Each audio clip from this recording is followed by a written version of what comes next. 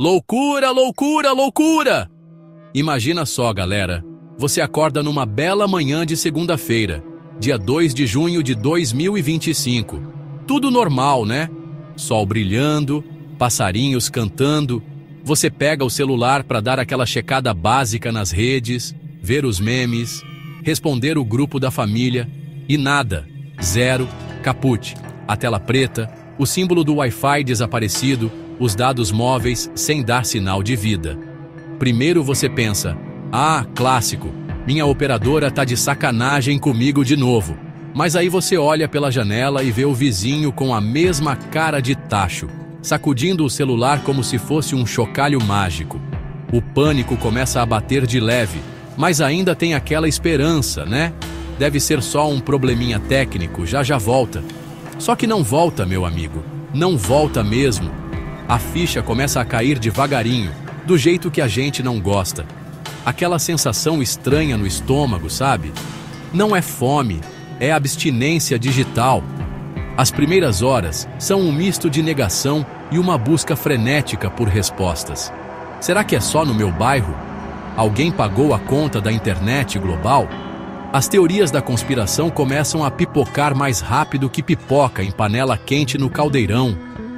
As pessoas saem às ruas, meio perdidas, olhando umas para as outras com aquela interrogação gigante estampada na testa. Os escritórios que dependem da nuvem? Parados. As maquininhas de cartão? Viraram peso de papel. Aquele silêncio digital era ensurdecedor, uma coisa que ninguém estava preparado para enfrentar. Era o início de uma semana que entraria para a história. A ausência da internet era como um buraco negro sugando a normalidade. Pensa bem, como pedir um carro por aplicativo? Como fazer aquela transferência urgente pelo banco online? Como assistir à sua série favorita no streaming depois de um dia cheio? Impossível. A gente se acostumou tanto com a facilidade na palma da mão que esquecemos como era a vida antes disso tudo. E olha que nem faz tanto tempo assim, hein? A comunicação instantânea, que a gente achava tão garantida, simplesmente evaporou. Ligar para alguém? Só se você ainda tivesse um telefone fixo e soubesse o número de cor, porque a agenda do celular, adivinha? Inacessível para muitos que sincronizam tudo online. Que nó na cabeça, minha gente. O primeiro dia foi o retrato do caos. Uma confusão generalizada, com gente tentando entender o que estava acontecendo.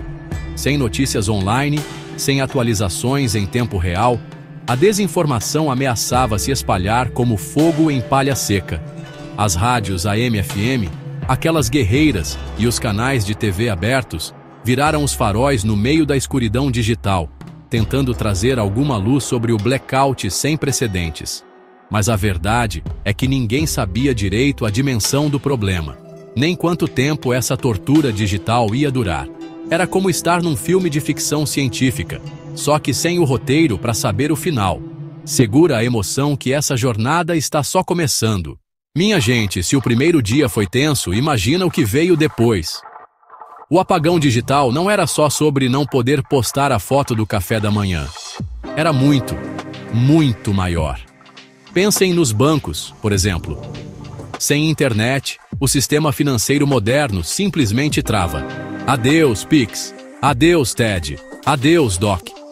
As agências bancárias, que já estavam ficando mais vazias com a era digital, de repente viram filas gigantescas se formando na porta.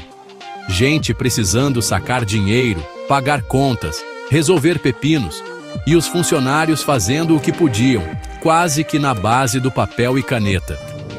Uma verdadeira volta ao passado, só que sem o charme retrô, apenas o perrengue mesmo.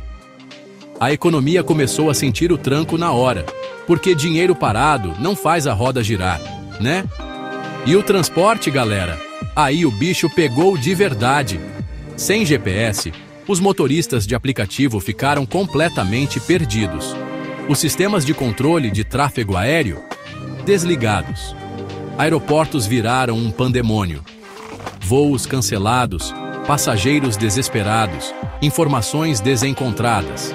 Trens e metrôs que dependiam de sistemas online para operar, também pararam ou funcionaram com capacidade reduzidíssima.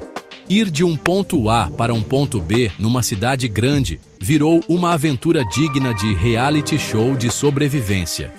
A logística das empresas, que dependia de rastreamento online de cargas e comunicação constante, virou um quebra-cabeça impossível de montar. O efeito dominó foi implacável, atingindo cada setor da nossa sociedade conectada. Agora, pensa no setor da saúde. Hospitais modernos são verdadeiros centros tecnológicos. Prontuários eletrônicos, agendamento de cirurgias online, comunicação entre equipes médicas via sistemas internos. Tudo isso, de uma hora para outra, ficou indisponível. Imaginem a dificuldade para acessar o histórico de um paciente numa emergência. A coordenação de leitos, a telemedicina que salvou tanta gente, tudo paralisado.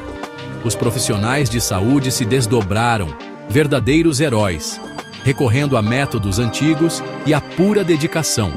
Mas o risco aumentou exponencialmente.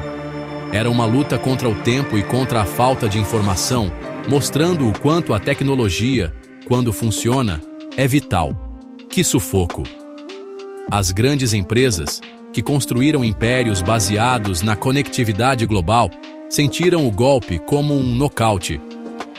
Reuniões virtuais, canceladas, arquivos na nuvem, inacessíveis, comunicação com filiais em outros países, interrompida.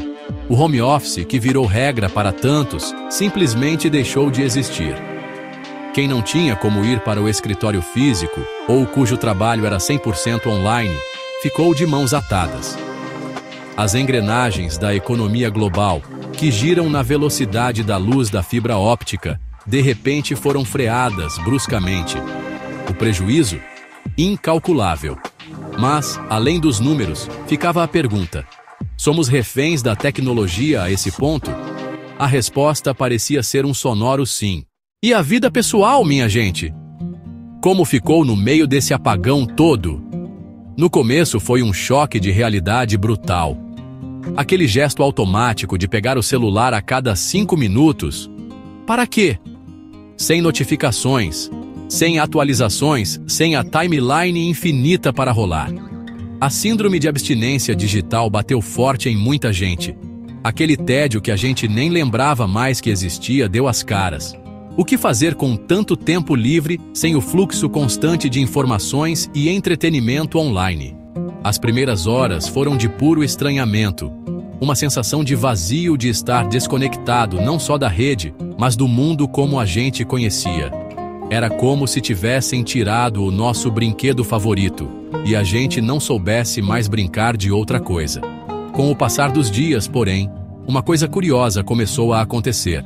Sem a distração constante das telas, as pessoas começaram a olhar ao redor, olhar umas para as outras. Sabe aquela conversa boa, olho no olho, sem ninguém checando o celular no meio da frase? Voltou. As famílias, trancadas em casa sem a opção de cada um se isolar no seu próprio universo digital, tiveram que interagir. Jogos de tabuleiro empoeirados foram resgatados do fundo do armário. Livros físicos, com um cheirinho de papel, ganharam leitores ávidos. A criatividade, muitas vezes sufocada pelo consumo passivo de conteúdo, começou a florescer.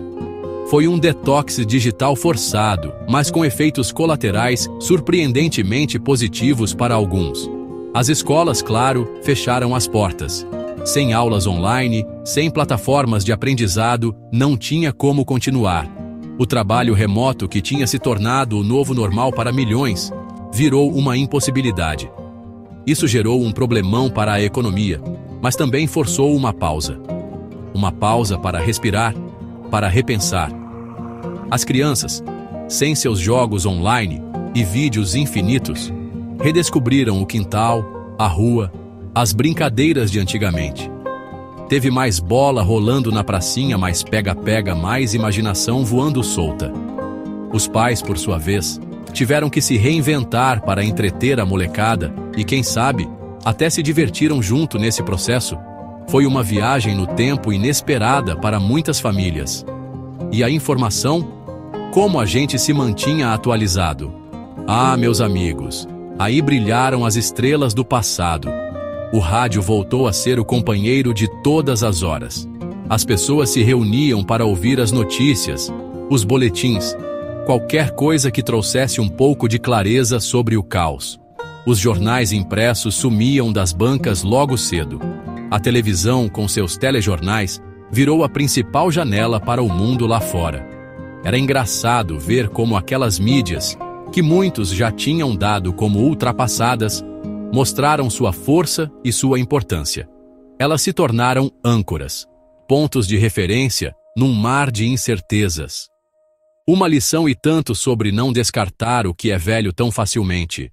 E então, tão de repente quanto sumiu, a internet voltou. Uma semana depois, os sinais começaram a piscar, os modems a sincronizar, e o mundo digital, aos poucos, ressuscitou. Que alívio, hein? Aquele barulhinho de notificação nunca soou tão musical. As redes sociais explodiram com relatos da semana offline, memes sobre a abstinência, declarações de amor eterno ao Wi-Fi.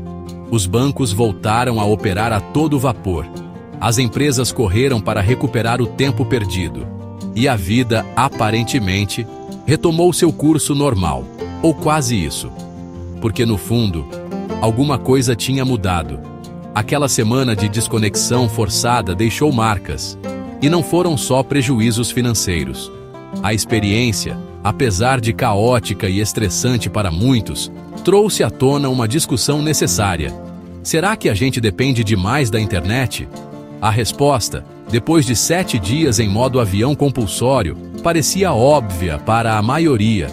Descobrimos na marra o quanto nossas vidas, nossa economia, nossa segurança e até nosso bem-estar emocional estão atrelados a essa teia invisível de dados. Mas também redescobrimos outras coisas.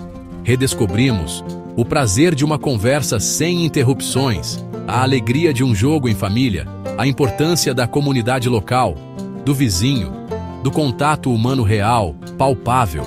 Foi como um choque de realidade, um lembrete de que existe vida, e muita vida, para além das telas. Essa semana offline forçou a sociedade a se olhar no espelho. Vimos nossa vulnerabilidade, mas também nossa capacidade de adaptação e resiliência. As pessoas se ajudaram, criaram soluções improvisadas, encontraram formas de se comunicar e de se entreter sem a tecnologia que julgávamos indispensável. Surgiram novas conexões, ou melhor, velhas conexões foram reavivadas. A saudade do digital foi imensa, claro, mas talvez, só talvez, uma sementinha de dúvida tenha sido plantada. Será que o equilíbrio entre o online e o offline não estava um pouco perdido?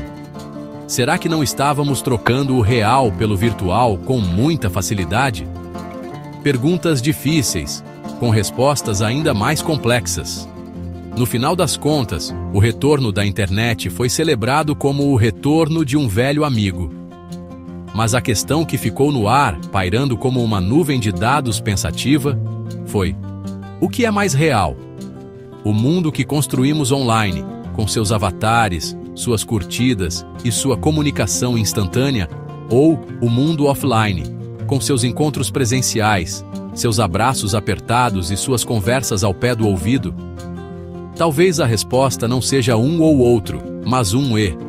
Talvez o desafio seja encontrar a harmonia, usar a tecnologia a nosso favor sem nos tornarmos seus escravos. A semana do grande apagão digital foi um susto, um caos. Mas quem sabe, no meio de tudo isso, não tenha sido também uma bênção disfarçada? Fica a reflexão para o nosso caldeirão da vida. Valeu, galera!